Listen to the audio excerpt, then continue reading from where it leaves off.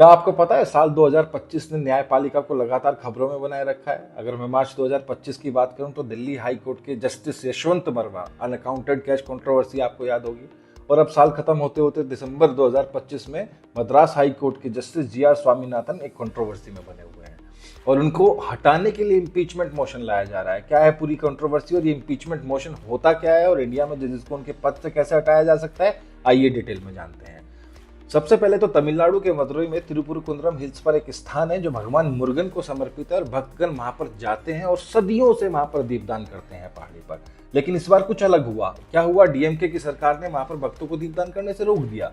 और रीजन क्या दिया गया है? रीजन ये दिया जाता है कि पास ही में एक दरगाह है जो 14वीं शताब्दी में अस्तित्व में आई थी और भक्तों के वहां पर दीपदान करने से शांति भंग होने की पूरी संभावना है। अब भक्तगण पहुंच जाते हैं मद्रास हाई कोर्ट, वहां पर है जस्टिस जी आर स्वामीनाथन जो भक्तों के हित में फैसला देते हुए कहते हैं भैया दीपदान तो वहीं होगा।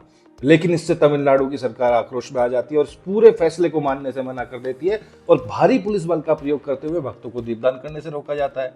अब भक्तगण वापस पहुंचते हैं मद्रास हाई कोर्ट और वो कहते हैं कि हमें दीपदान करने से रोक दिया गया। तो जस्टिस जी आर स्वामीनाथन सरकार को कहते हैं कि सरकार का काम है न्यायपालिका के आदेशों को मानना। अगर आप हमारे आदेश को नहीं मानेंगे तो हम आपके खिलाफ कंटेम्प्ट ऑफ कोर्ट की कार्रवाई करेंगे। तुरंत डीएमके सरकार पहुंच जाती है सुप्रीम कोर्ट और डीएमके और कांग्रेस और इंडिया ब्लॉक के एमपी, टोटल संख्या लगभग 107, मिलकर जस्टिस जी आर स्वामीनाथन के खिलाफ इंपीचमेंट मोशन लेकर आते हैं। अब ये इंपीचमेंट मोशन क्या होता है? देखिए, भारत में जो जस्टिस होते हैं, न्यायमूर्ति महोदय जो हाई कोर्ट और सुप्रीम कोर्ट के जज होते हैं, उनको आप रेगुलर गवर्नमेंट एम्प्लॉय नहीं मान सकते, क्योंकि स्टेट के 3 ऑर्गन होते हैं। लेजिस्लेचर जो कानून बनाता है, एग्जीक्यूटिव जो उस कानून का एग्जीक्यूशन करता है और तीसरा होता है जुडिशरी जो एडजुडिकेशन का काम होता है। तो अनुच्छेद 50 की वजह से भारत में जो न्यायपालिका है वो स्वतंत्र है, यानी कि लेजिस्लेचर और एग्जीक्यूटिव उसके किसी भी कार्य में बाधा नहीं पहुंचा सकते हैं।